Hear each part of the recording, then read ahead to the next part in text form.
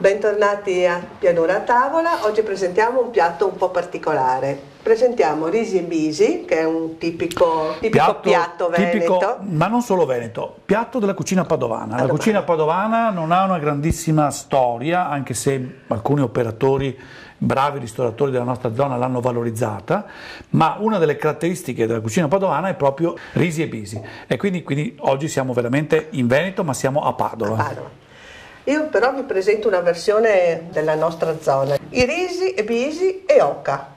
L'oca può sembrare un piatto invernale, infatti il dottore è ancora convinto che sia invernale. Esatto. Che tu abbia proprio sbagliato. È sicuramente un piatto che noi abbiamo mangiato, per esempio in occasione di San Martino, l'abbiamo mangiato arrosto, abbiamo mangiato bigoli con l'anara, eccetera. Però questa è una preparazione che veniva fatta un tempo, quando non c'erano i frigoriferi, quindi bisognava conservare queste oche, che erano un patrimonio delle nostre zone, perché invece di avere grandi allevamenti bovini, noi avevamo tanti animali da cortile. Viene messa prima sotto sale, poi dopo una settimana si controlla bene che la salatura sia perfetta e poi viene messa sotto un grasso. Una volta si usava il suo grasso, il grasso dell'oca, fatto sciogliere pian pianino con un rametto di rosmarino e poi si copriva l'oca con questo grasso. Adesso io la faccio ancora, però in maniera un pochino più, diciamo, moderna, anche perché le oche non sono più grasse come una volta e quindi grasso ne abbiamo poco. Sono a dieta anche le oche, perché l'unica che non è a dieta sono io, ormai un'oca che non è a dieta, e quindi la metto sotto l'olio extravergine di oliva, che mi dà anche un prodotto più fresco e anche un prodotto dieteticamente, per quanto è possibile, migliore. Potevo usare qualcos'altro invece dell'oca? Io voglio dire solo che, per esempio, un'alternativa valida per noi che siamo qui nel Montagnanese potrebbe essere prosciutto e piselli. Allora, ecco, il prosciutto di Montagnana, o comunque un prosciutto di qualità, è una carne che ha una quantità di grassi ben diversa da quella dell'oca, e quindi l'abbinamento con i piselli ci sta benissimo anche quello, e lo vedo un po' più fresco, in attesa poi che arrivi l'estate col prosciutto e melone. Allora, il prosciutto sarebbe stato un'ottima alternativa, però io prima penso che sia anche un po' banale. Questo è un prodotto della nostra zona, un po' dimenticato, ma assolutamente valido, vi consiglio di provarlo. Gli ingredienti sono il riso, la cipollina fresca, l'oca e i piselli. Si può usare tranquillamente un riso integrale, però io uso sempre il vialone nano oppure il carnaroli, che sono un tipo di riso che, con i chicchi grossi, che mantiene bene la cottura ed è adatta per questa preparazione.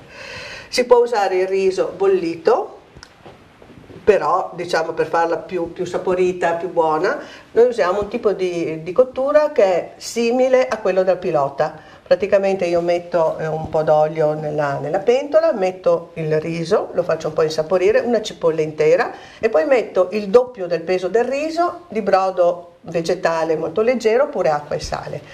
Dopo 15 minuti esatti di cottura è questo, un riso ben sgranato ma morbido ancora, non asciutto come quando lo fai semplicemente bollito. Ottima questa cottura, però dobbiamo chiarirci un po' le idee sul riso. Allora, il riso è fatto anche questo di amido come la pasta, certo, però ha un indice glicemico molto molto alto, quindi quando noi mangiamo un piatto di riso assorbiamo gli zuccheri dell'amido molto rapidamente. Quello che dobbiamo tutti comprendere è che mentre la pasta la possiamo mangiare tutti i giorni e va bene mangiarla tutti i giorni, il riso non dovrebbe essere un piatto di tutti i giorni. Qualcuno dice che il riso è dietetico e lo è veramente solo per l'aspetto del glutine, ma qui finisce la dietetica del riso, perché ha un indice glicemico alto e poi perché, le cuoche me lo insegnano, il riso va tostato, quindi assorbe del condimento nella tostatura e poi ma di solito viene mantecato e la mantecatura, in questo caso no, questo è un aspetto molto positivo, ma la mantecatura del riso comporta un ulteriore arricchimento di questo piatto in grassi. Cominciamo tagliando sottilmente la cipolla. Io ho usato una cipollina fresca e anche uno scalogno che dà anche un pochino di gusto diverso. Mettiamo la nostra padella, un pochino d'olio, pochissimo, perché abbiamo già l'oca che è ben condita, però un pochino dobbiamo metterlo. Poi mettiamo la cipolla e poi mettiamo i piselli. Naturalmente li facciamo leggermente tostare. Non metto sale perché l'oca è molto saporita.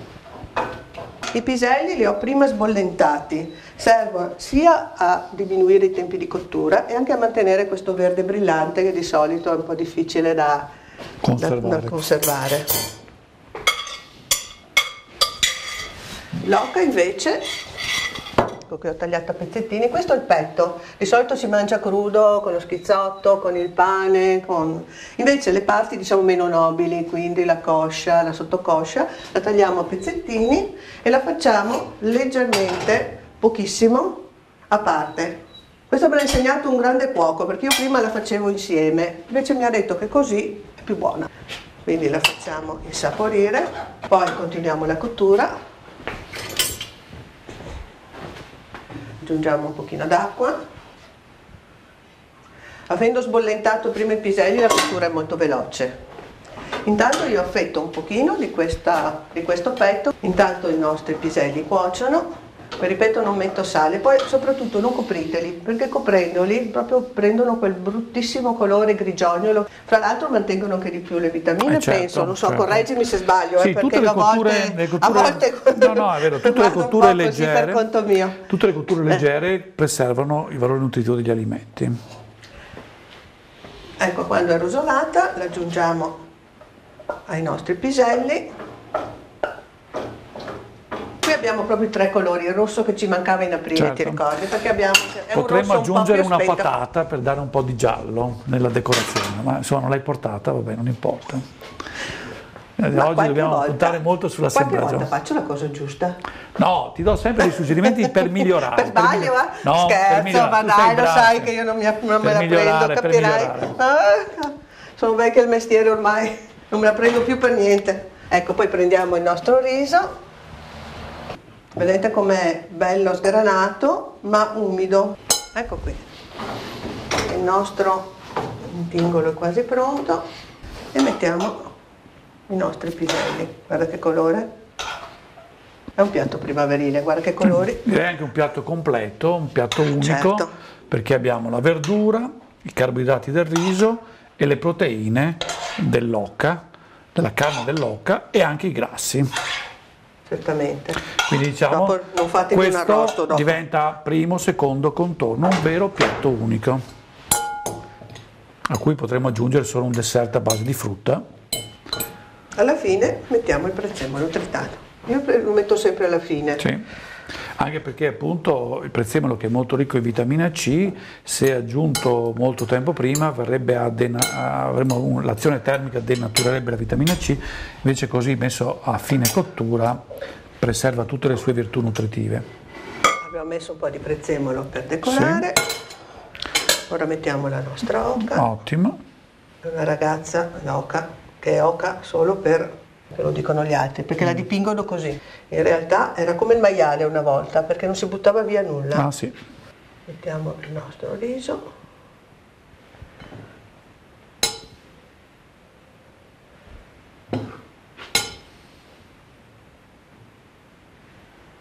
Non è previsto il formaggio, però se qualcuno proprio lo vuole, io direi proprio di no, perché proprio non si sposa per niente. Assolutamente. Olio niente, perché no, c'è già messo. Questo piatto unico è il nostro piatto finito.